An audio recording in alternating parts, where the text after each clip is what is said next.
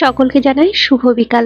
আগামী দিন আমাদের বার্ষিক, তারই জোগাড় যন্ত্র এখানে চলছে। তাহলে নমস্কার সবাইকে, আমি বিপাশা আমার চ্যানেলে সকলকে স্বাগত জানাই আরও একটা নতুন সুন্দর ব্লগে। আশা করি যে যেখানে আছেন ভালো আছেন এবং সুস্থ আছেন। আমি তো আপনাদের আশীর্বাদে আর ঈশ্বরের কৃপায় ভীষণ ভালো আছি।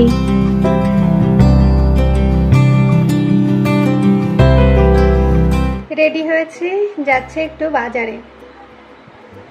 চলো বাজারে কি করতে যাচ্ছে সম্পূর্ণ শেয়ার করতে পারবো কিনা আমি জানি না, কিন্তু যেটুকু পারবো সেটুকুই শেয়ার করার চেষ্টা করব। বাইরে তো দেখালাম শাশুড়ি মা সমস্ত কিছু জোগাড় যন্ত্র করছে। এই যে সমস্যাগুলো মেয়েদের ফেস করতে হয়, সেই সমস্যাটা আমাকেও বহন করতে হচ্ছে, যে কারণে আমি জিনিসগুলো গোছাতে পারিনি। যাই হোক, কাল সম্পূর্ণ কি হয় না হয় তোমাদের সঙ্গে শেয়ার করব। এই তো আমি রেডি হয়ে গেছি, তাহলে চলো। এই যে বাজারে তো এলাম আজ প্রয়োজনীয় কিছু জিনিস কিনতে। কি যে কিনেছি সেই সময়টাই তোমাদের সঙ্গে শেয়ার করতে পারিনি। অবশেষে বাড়ি ফেরার পথে এই দোকান থেকে এক প্লেট নিয়ে নিলাম এগ চিলি। এখানে প্রায় সবকিছুই পাওয়া যায়, আগে কখনো এই দোকান থেকে খাইনি, তাই ভাবলাম একটু ট্রাই করে দেখা যাক কেমন খেতে। কেনাকাটা করে এবার ফিরবো বাড়ি। আজকের জন্য তোমাদের সঙ্গে সেইভাবে আর কোনো ভিডিও শেয়ার করতে পারছি না, তবে চিন্তা করো না, এটা হচ্ছে পরের দিন ভোরবেলা থেকে ভিডিওটা আবার শুরু করছি। আগেই তো তোমাদের বলেছিলাম আজ আমাদের গাসি ঠাকুর সিংহাসনে যে কয়েকজন ঠাকুর আছে, সেই সাথে আমাদের বাড়ির যে কয়েকজন, এছাড়াও পূর্বপুরুষদের নামে বড় সাইজের একটা প্রদীপ যেটা ঠাকুরের সিংহাসনের সামনে জ্বালা হয়েছে। তারপর একে একে তুলসী তলা, ঘরের সামনে, বাকি অন্যান্য জায়গায় প্রদীপ জ্বালা হয়েছে। অবশেষে শাশুড়ি মা পুরো বাড়ি ধূপধুনো দেখিয়ে তারপরে যাবে ভৈরব নদীতে জল আনতে। তার আগে ছোটবেলার একটা গল্প তোমাদের সঙ্গে না শেয়ার করে আর পারছি না। মা ঠাকুমারা যখন এই সমস্ত কাজ করতেন, আমরা তখন কুলো নিয়ে পাড়ায় বেরিয়ে পড়তাম। মশা মাছি রোগ ব্যাধি দূর হয়ে যা, সুখ আর সুস্থতা এসে যা, এই বলে কুলো পিটিয়ে পিটিয়ে অসুখ বিসুখ তাড়ানোর চেষ্টা করতাম। আজ এই স্মৃতিগুলো পুনরায় আবার মনে পড়ে যাচ্ছে। এই যে শাশুড়ি মা ঘটিতে করে ভৈরব নদী থেকে জল এনে তাতে তেল দিচ্ছে, এটাও এক প্রাচীন বিশ্বাস। বলা হয় তেল আর জল মিশে যে আকৃতি তৈরি হয়, সেটাই সংসারের উন্নতি আর অর্থ লাভের ইঙ্গিত দেয়। তারপর হলুদ বেটে শরীরে মেখে স্নান করা হয়। শাশুড়ি মা এখানে নিমপাতা হলুদ সব কিছু বাটছেন। আমি যখন ছোট ছিলাম আমার ঠাকুমাও ঠিক এভাবেই বাটতো। হলুদ বেটে আমাদের সারা শরীরে মাখিয়ে দিত, মাথা থেকে পা পর্যন্ত। তারপর সবাই মিলে যেতাম পুকুরে স্নান করতে। গাসির দিনের সেই স্নানের আনন্দের কোনো ভাষা নেই। আজকের এই প্রজন্মের বাচ্চারা সত্যি এই আনন্দ থেকে একদম বঞ্চিত। যাই হোক, আমিও একটু হলুদ নিমপাতা গায়ে মেখে তোমাদের সামনে ঢং করছি। অবশেষে স্নান সেরে চলে এসেছি পূজা করতে। নিয়ম অনুযায়ী গাসির দিনে খুব ভোরেই স্নানটা সেরে নিতে হয়। আমারও আজ স্নানটা হয়ে গেছে, তাই ভাবলাম পূজাটা বাদ যায় কিভাবে বলো তো। ঠাকুরকে একটু মন দিয়ে পূজা দিয়ে নি, তারপর তো রান্না বান্না খাওয়া দাওয়া সারাদিনের বাকি কাজ। আমি তো এখানে পূজাটা দিতে থাকি, কিন্তু একটা কথা তোমাদের না বললেই নয়। তোমাদের মধ্যে অনেকেই আছে আমার ভিডিও পুরোটা দেখো না। কেন গো, আমার ভিডিও কি তোমাদের একটুও ভালো লাগে না? যদি কিছু ভালো না লাগে তাহলে প্লিজ কমেন্টে জানাও, ভিডিওগুলো আরো সুন্দর করার চেষ্টা করব। পূজা কমপ্লিট, তোমরাও একটু ভোগ দর্শন করো।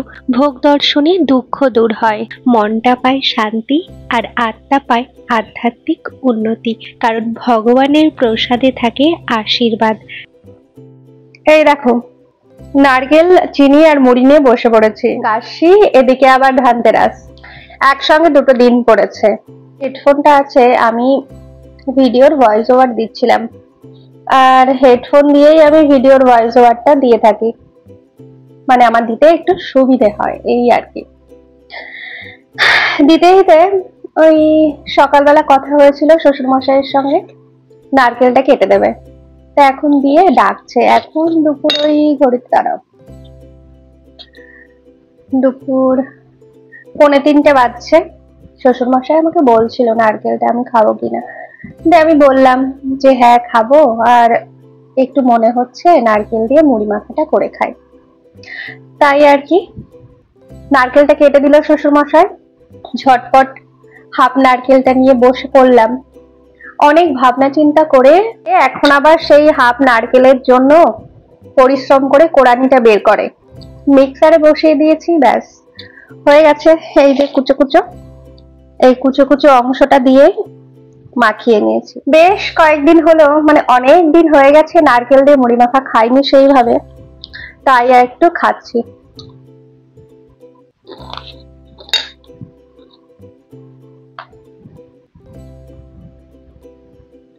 বেশ অনেকদিন পরে খাচ্ছি, তার জন্য খুব সুন্দর লাগছে। হ্যাঁ জানি আমার মতো অনেকেই এই নারকেল দিয়ে মুড়ি মাখা খেতে পছন্দ করো, জানি সেটা, কিন্তু কি আর করার বলো, তোমাদের তো আমি দিতে পারছি না, শুধু খাচ্ছি এটাই দেখাচ্ছি। খারাপও লাগছে, তবুও কিছু করার নেই, তোমাদের দিতে পারছি না। ঠিক আছে, আমার মতো একটু না হয় কষ্ট করে তোমরাও বাড়িতে মাখিয়ে খেয়ে নাও। যদি খেয়ে থাকো মাখিয়ে অবশ্যই কিন্তু আমাকে কমেন্ট করে জানিও। এটা কিন্তু ভুল ভেবো না যে মাখিয়ে কষ্ট করে শ্বশুর মশাই দিয়েছে আমায় কেটে, সে আমি একা একা খাচ্ছি, একদমই নয়।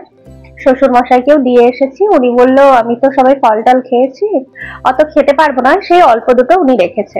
খেতে খেতে একটা কথা মনে পড়ে গেল, তাই ভাবছি তোমাদের সঙ্গে একটু শেয়ার না করলে ভাল লাগছে না। ছোটবেলায় এরকম নারকেল মাখা খেতে ইচ্ছে করলে ঠাকমার কাছে গিয়ে ঘ্যান ঘ্যান করতাম, দিয়ে তারপর ঠাকমা মাখিয়ে খাওয়াতো। ঠাকমার হাতের সেই নারকেল মাখার স্বাদ আর আমার হাতের স্বাদ রাত আর দিন। ঠাকমার হাতের স্বাদটা সত্যিই অতুলনীয় ছিল। আমি যতই স্বাদে পদে মাখাটা করি না কেন, সেই ঠাকমার হাতের স্বাদ আর কিন্তু আমি আনতেই পারছি না। যার যার হাতের একটা গুণ থাকে, তেমন ঠাকমাকে বড্ড মিস করছি আজ। জানি না কেন দুপুর থেকে বড্ড মনটা খারাপ হচ্ছে, একটু ভালো লাগছে না, খুব মনের ভেতরে কেমন একটু কষ্ট হচ্ছে। তারপরে নারকেল মুড়ি মাখাটা খেতে খেতে আবার কথাটা যখন মনে পড়ে গেল, আর ভালো লাগছে না, সত্যি বলছি একটু ভালো লাগছে না, বাস মেনে নিতে পারছি না। যখনই ঠাকুমার জন্য মনটা খারাপ করে, পুরোনো যে ছবিগুলো আছে সেই ছবিগুলো দেখি। ঠাকুমার সঙ্গে কথা বলেছিলাম একদিন ফোনে, সে কথা বলতে বলতে অটোমেটিক কল রেকর্ড হয়ে গেছিল। সে কথাটা না এখনো আছে আমার ফোনে। একদিন ফোন ঘাঁটতে ঘাঁটতে দেখছি সেই কথার ভয়েসটা শুনে আমি আর নিজেকে সত্যি বলছি সামলে রাখতে পারিনি। সেই দিন এত কান্না করেছি, এত কান্না করেছি, যে মানুষটা আজ আমাদের মধ্যে নেই, কিন্তু তার স্মৃতিটা এখনো বেঁচে আছে, তার ছবিটা, তার গলার কণ্ঠটা, সেই সমস্ত জিনিসগুলো শোনার পর মানে নিজেকে আর আমি আটকে রাখতে পারছি না। আমার এখনো ভালো লাগছে না, খুব কান্না পাচ্ছে, আমি বলে বোঝাতে পারবো না। ঠাকুমাকে আমি বড্ড মিস করছি। আসলে ছোট থেকে ওনার কাছেই তো মানুষ, মার থেকে আমি ঠাকুমার কাছেই বেশি থেকেছি। না না, মার থেকে অবহেলা না, হয় না কেউ একজন ঠাকুমার লাগা হয় কি দাদুর লাগা হয়, আমি সেই রকম ঠাকুমার লাগোয়া ছিলাম। বড্ড মিস করছি ঠাকুমাকে আজ, নিজেকে কেমন অসহায় অসহায় বলে মনে হচ্ছে। জানি না কথাগুলো তোমরা কিভাবে নেবে, কিন্তু কথাগুলো আমি তোমাদের সঙ্গে ভাগ করতে পারছি, আমার নিজের একটু নিজেকে হালকা লাগছে, সেই জন্যই আমি দেখলাম তোমাদের সঙ্গে একটু কিছু শেয়ার করি আমি। যাই হোক, চলো। হ্যাঁ, সন্ধ্যাবেলা মা আমায় ফোন করে বলল, চল ধানতেরাস উদ্দেশ্যে আমরাও একটু বাজারে গিয়ে কিছু যদি কেনাকাটা করতে পারি। মনের মধ্যে কিছুটা উত্তেজনা, কিছুটা ভাবনা। এই ধরনের কেনাকাটা আগে কখনো করিনি। ঠিক আছে, তাহলে যাওয়া যাক। গুটি গুটি পায়ে চলে এসেছি স্বর্ণকারের দোকানে। না না বাবা, সোনা ছোঁয়ার মতো সামর্থ্য আমাদের মতো মধ্যবিত্তদের একদমই নেই। তবে দেখা যাক, এই চাঁদির মধ্যে কোনো কিছু যদি পছন্দ হয়ে যায় তবে কি নিয়েছি সেটা কিন্তু তোমাদের আর দেখায়নি। তোমরা একটু আইডিয়া করে বলো তো। এরপর চলে এলাম কাঁসা পেতলের দোকানে। এখান থেকেও কিছু কেনাকাটা সেরে আইসক্রিম খেতে খেতে অবশেষে ফিরছি বাড়ি। আজকের ভিডিওটা দুদিন ধরে তোমরা অনেক কষ্ট করে দেখছো জানি, আজকের জন্য আর বেশি বড় করছি না। তাহলে সবাইকে অ্যাডভান্স হ্যাপি দিওয়ালি। সবাই ভালো থেকো, সুস্থ থেকো, দীপাবলি খুব আনন্দ করো। মা কালী যেন সকলের মঙ্গল করেন, কিন্তু একটু সাবধানে। আজকের মতো টাটা অ্যান্ড গুড নাইট।